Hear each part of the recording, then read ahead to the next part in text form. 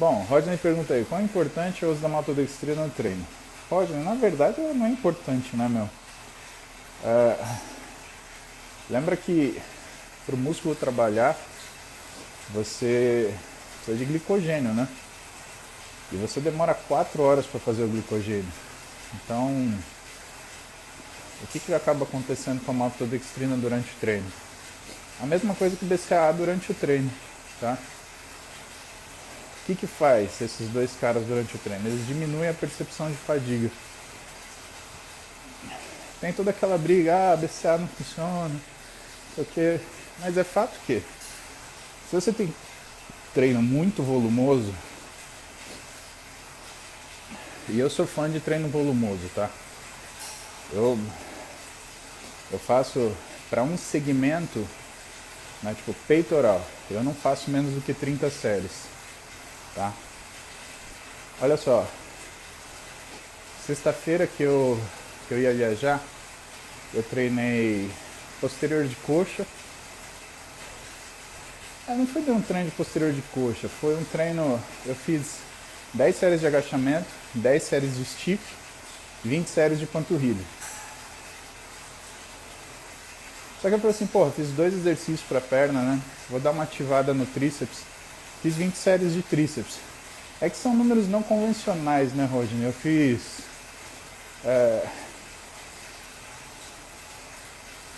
10 séries de extensão de cotovelo supinado, aquela que você faz assim, né? Que a gente chama de invertido, só que aqui embaixo, né? Então 10 de 10 e eu fiz mais 10 de 10, tipo corda aqui assim, mas usando manete. É um jeito que eu gosto de fazer, depois eu filmo e te mando. Ou mando, eu publico aqui, você vai ver. Então nesses treinos muito volumosos, você ter e aí os trabalhos eles divergem, né? Alguns falam que é por conta de gosto, sabor, né? Tem um monte de coisa diferente, mas eles apontam com uma diminuição de percepção de fadiga. Então para um cara como eu isso é importante. Você falar para mim, BCAA não funciona. Para mim, por exemplo, funciona. Porque o meu treino é... Obrigado, Lu, você que é um exemplo. De profissional, de esposa, eu sou muito seu fã. Às vezes eu quero ter filho só para encontrar com você no centro cirúrgico. Ai, coitado da Roberta, ela ia ter 10 filhos. Então... E eu tô falando isso pra você, não é que eu tô contestando quem fala que BCA não funciona. Até porque eu não sou estatística, né? Eu sou eu. Né? E eu acho que a pior referência que uma pessoa pode ter é falar, mas pra mim funciona. Porra, que população grande, né? População de 1, né? Não faz muito sentido. Então não é isso que eu tô falando pra você, entenda, né? Eu não tô falando pra mim funciona. Eu tô falando que individualmente, porque é assim que você trata seus pacientes, você tem que entender para qual daqueles vai funcionar ou não vai funcionar aquela estratégia, e por N razões. Né? Tem gente que você vai fazer tudo certo igual está no livro, a resposta é ruim. Tem gente que você vai fazer uma forma alternativa que não está escrito em lugar nenhum e dá certo pra caralho. Tá? E no meu caso ainda, por exemplo, vamos falar de caso, vamos discutir um caso do Paulo Musi. Você conhece Paulo Cavalcante Musi? Isso. Paulo Cavalcante Musi, homem, 41 anos, casado, 2 filhos, profissional médico, autônomo, empresário, que dorme de 5 a 6 horas por dia. Você já orientou para ele dormir 7 pelo menos, né? Toda consulta você faz isso com ele. Aí você pergunta pro Paulo Cavalcante Musi, olha, como é que estão os seus treinos? Aí eu falo para você, ó, tô meio quebrado. Como o seu treinador mandou você treinar? Então, tô fazendo um treino de 5 a 6 exercícios, em média 30 séries, e que tem durado 1h30. O que você vai perguntar? Você está quebrando no meio do treino? Aí eu vou parar para pensar e vou te pedir, mas define para mim o que é quebrar. Aí você vai falar assim, durante o treino você percebe que tem algum momento onde a sua força se esgota, ou a sua capacidade de recuperação se esvai. Ou seja, você não tem nem a mesma força para tocar o treino e ao mesmo tempo você não consegue mais em 30 segundos ter descanso suficiente para realizar outra série. Aí eu respondo para você, sim, isso acontece. Uma das coisas que você pode tentar, maltodextrina ou BCA dentro do treino. E no meu caso específico, como eu te falei, eu gosto de repetições longas também. Então, ó, quando eu saio daqui do aeróbio, vou contar uma coisa que eu faço. Eu tenho um halter aqui, será que eu já mostrei para vocês? Pera, deixa eu ver se eu consigo aqui pegar. Ó, eu tenho um halterzinho aqui, ó, tá vendo? Esse dumbbell, ele é um dumbbell que eu consigo selecionar o peso, né? Então nesse dumbbell eu consigo selecionar o peso. E eu faço uma série de deltoide de elevação lateral, tá? Que é uma série de 100 repetições. Mas como ela funciona? Eu faço 40 repetições, 30, 20 e 10. Cara, não é muita carga. É tipo... É que ele não tem o... os primeiros pesos são ímpares, né? Eu faço com 9 quilos. As primeiras 5 repetições, 10 repetições, parece que eu vou levantar voo, né? Porque aquele peso não é nada. Beleza, chega na 35. Malandro. Eu vejo estrela. Então todo dia eu faço 100 repetições de elevação lateral. Aí nesse negocinho, né? Nesse esquema, 40, 30, 20 e 10. Daí, pensa que um dos objetivos de eu fazer isso é me condicionar para eu conseguir fazer muita repetição. Porque o treino de volume, ele tem uma coisa interessante, né?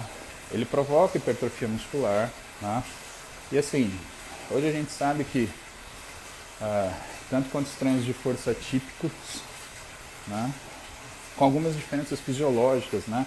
Então, o que acontece com a fibra do músculo quando você fala em grande peso? O que acontece com a fibra do músculo quando você faz um pouco peso relativo, né? Mas no geral é isso. E assim, eu faço uma série só, uma de 40, 30, 20 e 10, pum, acabou. Aí é tomar café, tomar banho e trabalhar, tá? Só que treinar esse volume, ele me ajuda até a raciocinar em alta repetição, porque pode ver que quando você está acostumado a fazer muito 8, 10, uma mudança tola de fazer uma série de 15, cara, você não aguenta, você não tem paciência para contar. E isso é uma das características que talvez o seu pós-treino, o seu pré-treino, não esteja tão legal assim, né? Agora, por que você indicaria esse tipo de suplementação durante o treino, Roger? Porque tem gente que, por exemplo, não consegue comer às 4 horas antes de fazer seu exercício. Tem gente que se sente mal comendo antes de treinar. E tem gente que vai treinar cansada no final do dia. E aí a pessoa não consegue desenrolar o treino. Você sabe o que eu estou falando? Aquela coisa, aquela sensação boa que vem quando você treina e fica gostoso treinar, né? Tem gente que não consegue fazer isso. E muitas vezes você opta por usar a suplementação trans-treino para resolver isso. Você pode muito bem, por exemplo, usar uma maltodextrina com cafeína. 50 mg de cafeína, não precisa de muita coisa não, viu? É pouquinho, né? Eu manipulo isso com meus pacientes. Eu faço o trans-treino deles. Quando é um caso desse, eu coloco um pouquinho sim. Mas por que eu coloco pouco? Ah, é sacanagem, você não vai colocar muito, porque o paciente pode ter isso. Não, não é. Uma razão muito simples, né?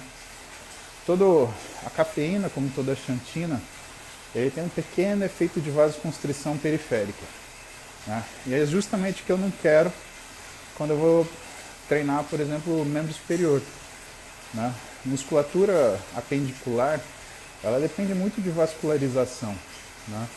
E essa rede vascular, ela é tão melhor funcionante, quanto você deixar o teu corpo responder a isso. Então às vezes você vai jogar uma cafeína uma dose mais alta, né? E normalmente as preparações de cafeína que você tenha no mercado, elas são da ordem de 250 miligramas, 225 a 250, que é o máximo que a legislação brasileira permite por dose, né?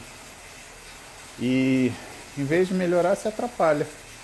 Você deixa o cara agitado, fica difícil de concentrar, aí que ele não consegue contar 15 repetições mesmo, né? Imagina 40, né? E a coisa não vai, tá? Então, é isso aí.